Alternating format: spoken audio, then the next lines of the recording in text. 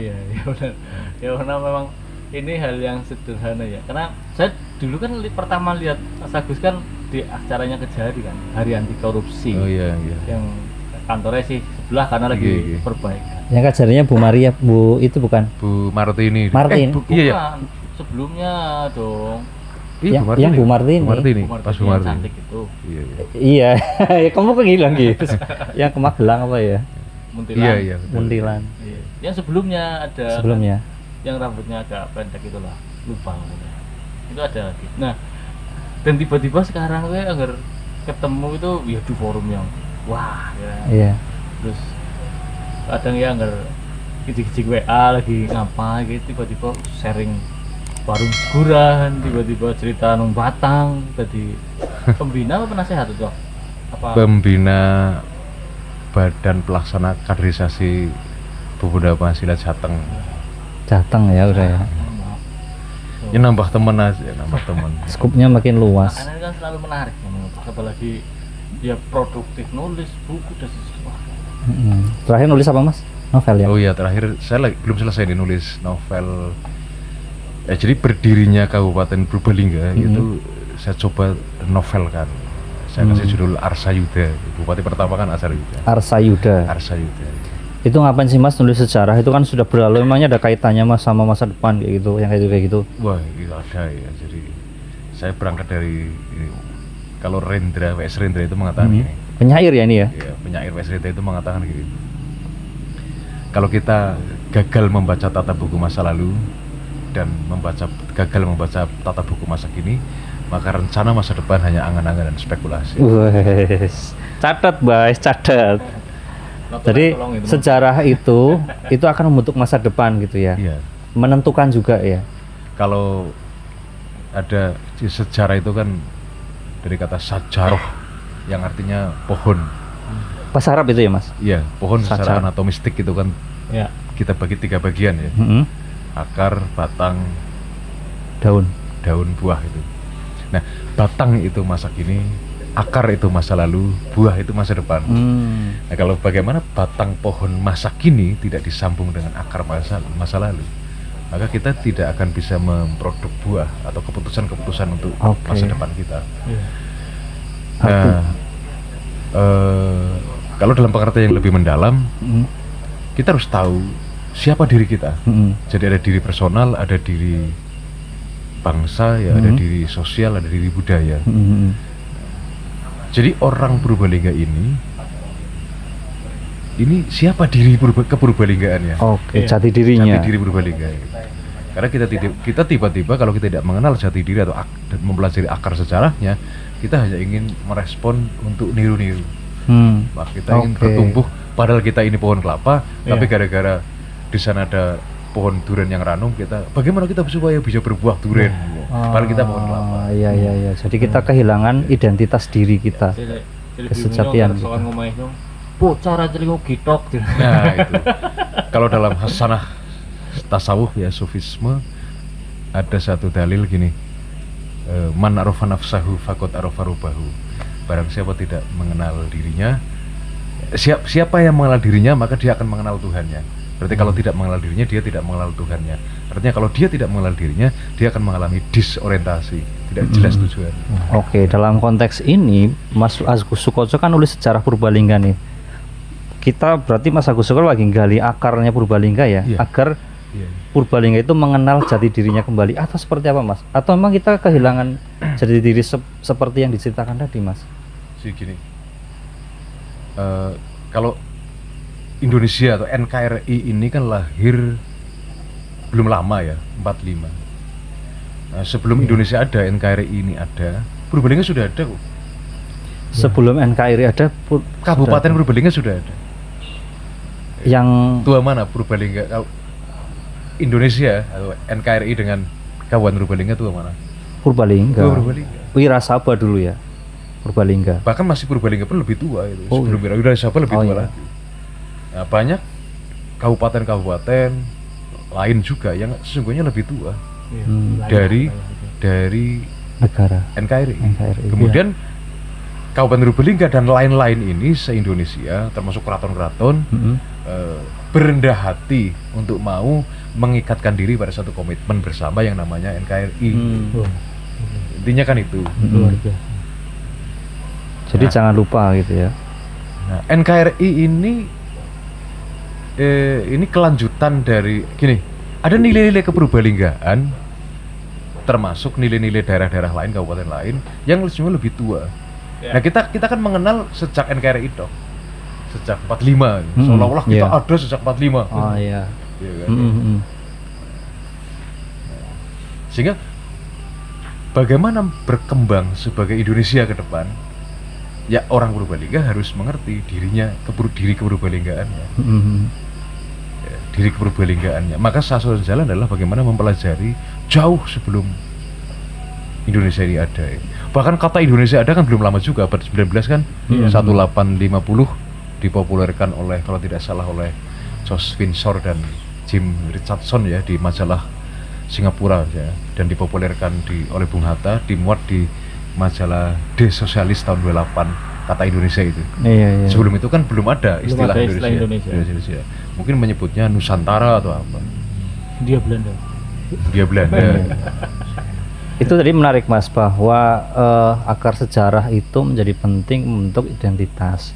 Mengingat pada zaman sekarang kan, ini kan kita zaman globalisasi gitu ya, yang hampir tidak ada sekat nih antara kita dengan Amerika misalnya, karena akses itu sangat terbuka, akses informasi, akses budaya dan sebagainya. Kita menjadi memudar nih identitas kelokalan kita dan berganti nggak sadar ya. Kita menjadi sangat misalnya Amerika banget misalnya, atau menjadi sangat Rusia banget misalnya yang kiri gitu ya, atau menjadi sangat Cina banget yang sosialis, yang komunis misalnya. Sementara kita yang adalah kanan jadi Arab banget ya. Aku harus ngomong ono. ini langkah sing. Ya emang kenyataannya itu. Iya. Jadi kita nggak kadang ke Arab-Araban banget, kadang ke Inggris, kadang ke Cinan. Betul. Bukan bangsanya rasis ya, tapi memang Nah, ada. itu kita cari gini. Di era Hindu Buddha ya, kita ambil Mataram Hindu ya, zaman Sanjaya, Samartungga. Iya. Terus bergerak sampai Sriwijaya, Singasari, sampai Majapahit.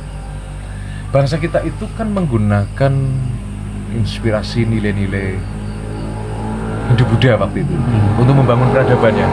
Iya. Meskipun sebelum agama Samawi datang, bangsa kita sudah menemukan atau punya cara otentik untuk memproses diri secara intelektual dan spiritualnya ya, melalui proses apa yang disebut sebagai kapitayan.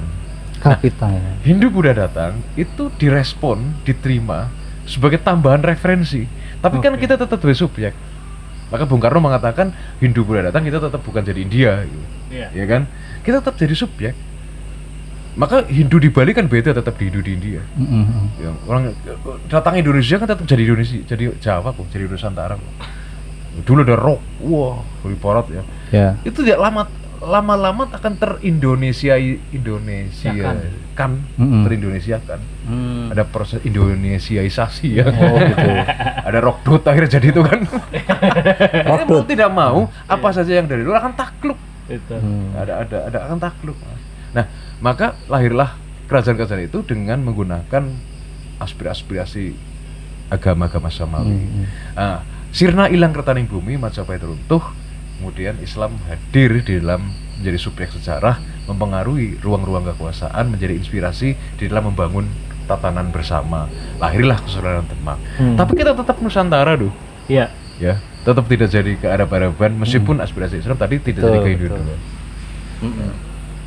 Kemudian bergeser sampai Mataram, lahirlah sekarang NKRI 45. Jadi bangsa kita pernah melahirkan Mataram Hindu, pernah melahirkan Sriwijaya, pernah melahirkan Majapahit, pernah melahirkan Demak, pernah melahirkan Mataram Islam, pernah melahirkan NKRI.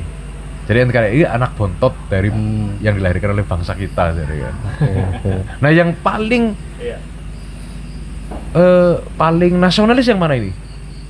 Produk bangsa kita yang ketika Majapahit, Sriwijaya, Demak atau NKRI? Ya. Coba. Makanya yang disebut nasionalis apakah ke NKRI-an atau ke apakah NKRI ini masih mengakomodasi Ini dia. sebagai jati diri ke Nusantara? Itu juga tidak tahu juga kan. Iya. Ini sambil kita ngopi nih, Ya. kopi khusus Iya. banget nih, spesial banget dari warung Segura. Oke. Gambarnya jago. Tapi itu bakso. Salah satu kopi Ini nyambi ngopi nggak apa-apa? Oh kan ya? boleh, ini monggo. Termasuk rokok boleh? Boleh. Iya. Boleh. Boleh. Kan sebentar lagi kami sponsornya masuk. Via Pak Agus.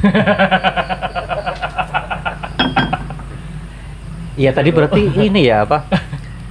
Ya ukuran nasionalis itu berarti Yang kembali mana? ke Coba. kelokalannya dong. Kelokalannya. Nah, globalisasi tadi kalau analoginya gini. Ada blender, Anda tahu blender ya? Ya. Itu yang untuk buah, macam-macam buah. Campur. Di blender dicampur, maka identitas buah-buah itu kan hilang, Mas. Ya. Lebur jadi satu. Lebur jadi satu. Nah, itu komitmen nasionalisme kita kan bukan itu sebenarnya bikin NKRI. Bukan bikin jus ya. Lebur, tapi rujak lah apa gado-gado. Oh. Campuran londong, tahu, Hmm. kobis, tapi kobisnya kan masih Nasi ada kobis. masih kobisnya. Walaupun dirajang-rajang. Tapi kobis, tahu, lontong terikat pada komitmen bersama NKRI. Hmm. Nah, sekarang dilebur semua kan Iya, iya. cenderungannya. Iya. Mau Purbalingga, usaha Purbalingga. Iya. Sudah ada, bahkan sudah ke barat-baratan tadi atau mungkin ke Cina-Cinaan, ke Rusia-Rusiaan, ke Jepang-Jepangan, ke Korea-Koreaan, ke Arab-Araban. Pokoknya apa saja yang dari kita mesti dalam perspektif modernitas kuno, dalam perspektif agama bid'ah syirik. Wah, itu Tadi dia. habisi itu. Ada sebuah ramalan yang katanya suatu saat wong Jawa akan kehilangan Jawane gitu. Yang itu akan menandakan zaman kegilaan gitu. Jawa. Zaman edan gitu kan. Ya, Dalam masyarakat Jawa. ketika kita kehilangan diri kita ya sudah hilang kita. Karena bagi saya kedaulatan itu bukan hanya bersifat teritorial. Di atas kertas oke, wilayahnya masih secara teritorial ya, geografis masih utuh. Tapi ketika Cimplung. orang Indonesia sudah tidak seperti orang Indonesia, orang Purbalingga sudah tidak seperti orang Purbalingga, ya itulah kita tidak berdaulat. Karena penjajahan kan tidak hanya bersifat ekspansi fisik ya, Iya. tetapi penjajahan Kultur. budaya, kultural. Jadi aku Banyumas maka aku Indonesia. Iya. Aku Purbalingga maka aku Indonesia. Jadi untuk menunjukkan keindonesiaan, ya kita harus menunjukkan kepurbalinggaan ya. Ah, Ini jadi pertanyaan dari balik lagi ke novel nih, yang karena kan Arsayuda ya Pak. Ya. Ini kan bupati yang pertama. Sementara ceritanya kita kebanyakan di bupati yang keberapa Pak sekarang? Hari jadinya. Iya, hari jadinya itu Jadi- berarti bupati yang ke. Nah ini yang, ini sering didiskusikan lah. Saya selalu dipancing-pancing ngomong hari jadi. Ya. Padahal nyong apa takon dari jadi, tapi ora apa-apa. Jadi gini. Tiket. Hari jadi itu kan yang disepakati kemudian menjadi perda tahun 96 itu kan 18 Desember 1830. Ya.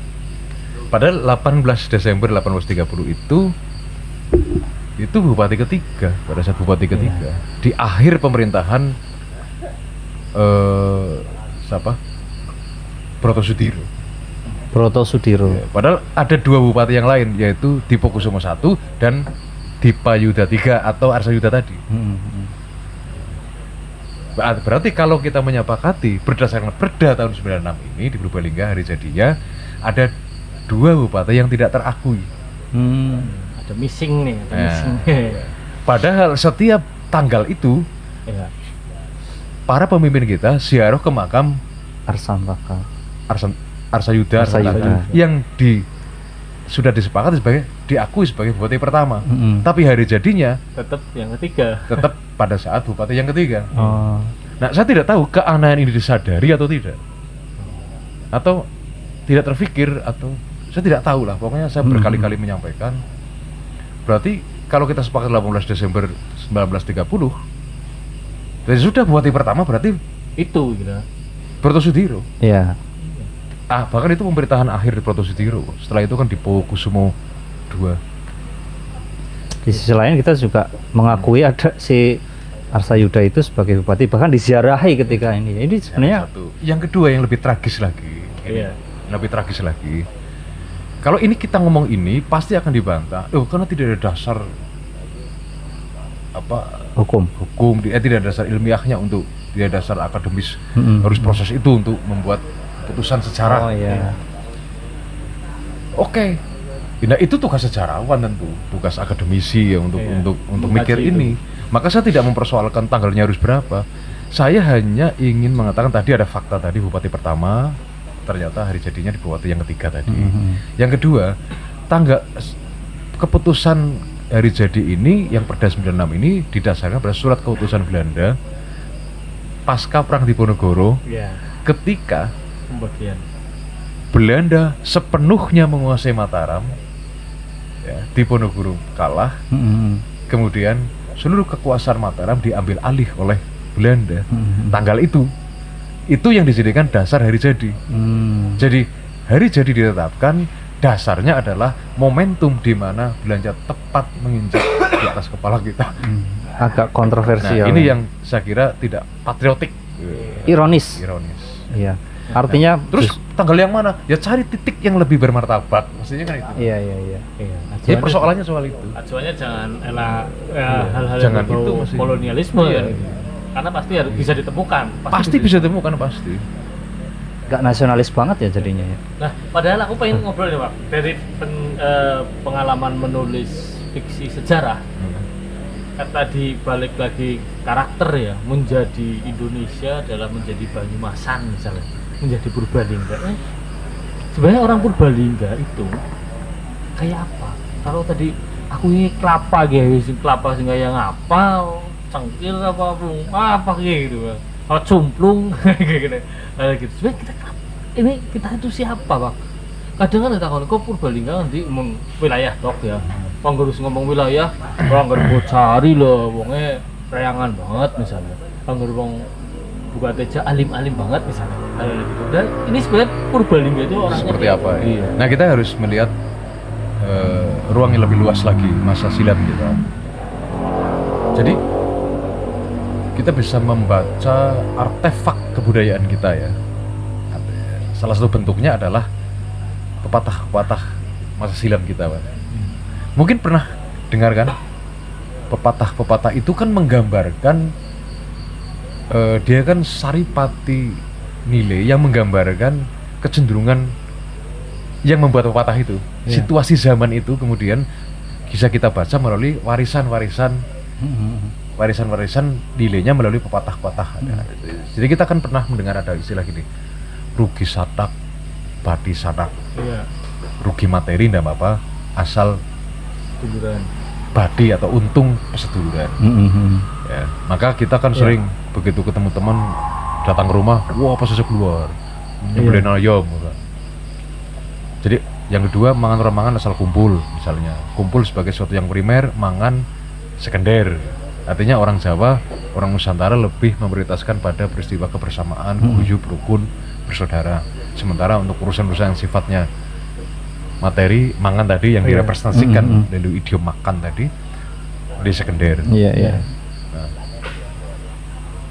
bangsa kita bangsa yang sangat rohani ya, yang lebih menomorsatukan sesuatu yang sifatnya kemanusiaan, persaudaraan, bukan materi. Iya. Itulah yang mungkin kita gampang dijajah dulu. Oh. Sehingga ketika Belanda mengambil alih ini, ya sudah apa-apa lah, wong Jawa kan nganu kayak nada golet itu kan ya. Gila. Tetapi jangan salah, orang Jawa Iya. kadang akan mengalami ekskalasi kemarahan ya, Iya. titik paling kulminasi ya, ketika diganggu martabatnya. Maka ada pepatah, kita bisa baca juga artefak kebudayaan melalui pepatah tadi. Satumuk batuk sanyari bumi. Itu peristiwa apa? Itu kan menggambarkan kemarahan optimal orang Jawa. Sementara pada sisi yang materi tadi, ora apa-apa lah rugi satak, nggak apa-apa lah rugi materi. Soal harga diri beda Nah, lagi. soal harga diri yang non materi tadi, orang Jawa bisa marah. Maka coba lihat dalam sejarah, Iya. Pangeran Diponegoro melawan Belanda karena apa, Mas? Dia sudah enjoy Iya. di Magelang nyantri, Iya. dia tidak mempersoalkan, bahkan dia sengaja meninggalkan tahta karena gerah dengan situasi keraton. Tapi ketika makam leluhurnya akan Iya. digusur, disinilah Satumuk batuk sanyari bumi. Rawe-rawe rantas sudah mulai pernyataan perang kalau soal martabat. Nah sekarang Iya. Sekarang kalau ngomong orang Purbalingga berarti ya tidak jauh-jauh dari itulah. Kalau sekarang coba Mas, kalau soal martabat tidak ada urus kok. Tapi kalau soal Materi. ini perang, karena proyek saya diganggu sekarang kan ini Mas. Sekarang soal materi Mas. Jadi bukan mangan salah aku, tapi kumur orang pusing mangan. Iya. Rugi sanak ora apa-apa sing penting bari satak dibalik. Kalau dulu Walik ya. rugi satak ndak yang penting badi sanak, sekarang rugi sanak, rugi presiden nggak apa-apa, yang penting badi satak. Kalau sekarang dibalik. Nah, ini situasinya, maka tadi yang transaksional Iya. menjadi realistis tadi kan dari awal pembicaraan. Iya, menjadi. Kalau dulu itu soal martabat nomor satu gitu ya. Satu muk batuk sanya ribu mati itu Mas. Satu muk ya, satulan ini Mas. Satulan jari itu kan Iya. kecil jari Mas. Iya. Tapi kalau ia terletak di kepala, Iya. simbol martabat, maka akan dimaknai walaupun sedumuk sanyari bumi ini tik gitu kan. Tapi akan dimaknai sebagai seluas bumi.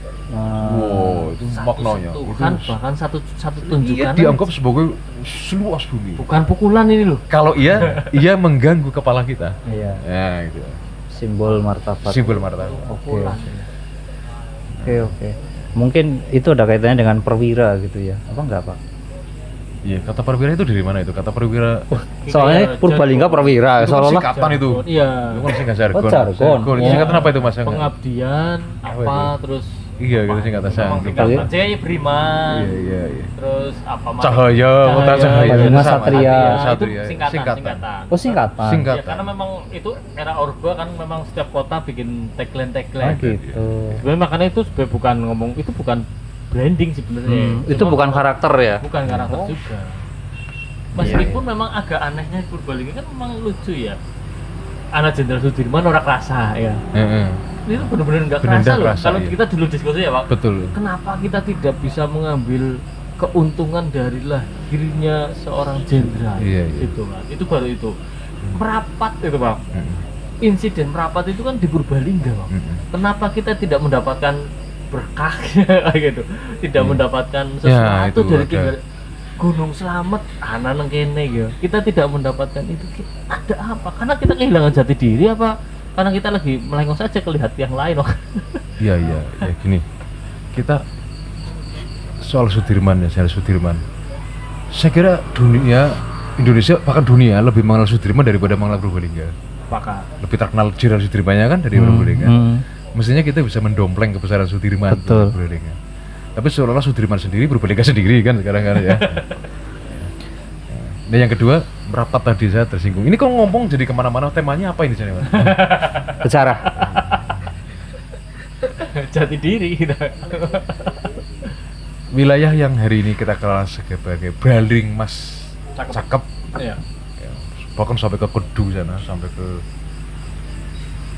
Dieng. Itu kan dulu daerah Wirasaba atau sebelumnya disebut Pakuwon. Sejak Majapahit tuh 1400-an. Majapahit loh. Sejak Majapahit. Lama banget. Daerah Pajang baru disebut Wirasaba.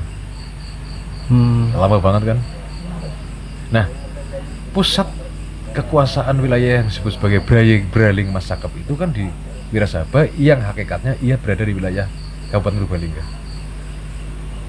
Pusatnya iya. Purbalingga di Wirasaba itu. Iya. Kemudian bergeser ke Kejawar Banyumas karena pasca kematian Raden Warga Utama I, mertuanya Joko Kaiman yang kemudian mendirikan Banyumas. Ini selain Banyumas kan redup.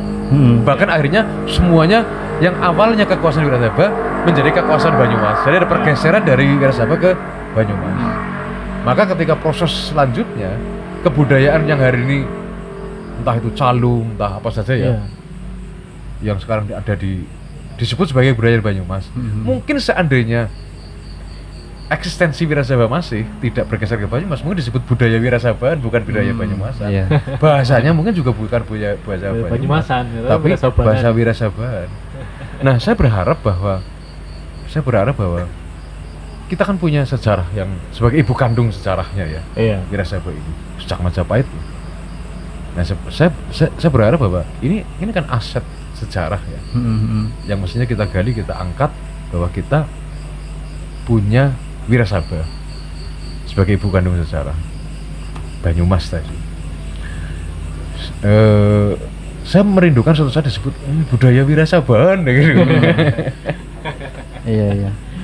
Kayaknya perlu ini ya, perlu apa namanya, momentum untuk meneguhkan bahwa secara kebudayaan kita adalah leader nih. Purbalingga adalah induk kayak gitu loh. Betul, itu bisa caranya melalui peristiwa bikin aja festival budaya Wirasaba misalnya. Wah, itu yo sekian bupati kumpul. Iya. Nanti bupati kita adalah penjaga nilai Banyumasan yang masih sebenarnya Wirasaba ini kan. Budaya yang hari ini disebut Banyumas kan dulu aslinya asal usulnya. Iya. Kita menjadi penjaganya. Kalau melihat akar budayanya kita harusnya percaya diri Harusnya dong. percaya diri. Kayak gitu. Nanti kalau ini tidak kita kerjakan secara kebudayaan, meskipun itu apa namanya bandara di Wirasaba, Iya. nanti orang akan melihatnya itu bandara di Banyumas, mesti kan gitu kan? Sudah ada yang mulai Sudah. mengklaim. Tapi fun fact-nya itu kan Banyumas, Banjarnegara, Cilacap itu umurnya sudah hampir sama.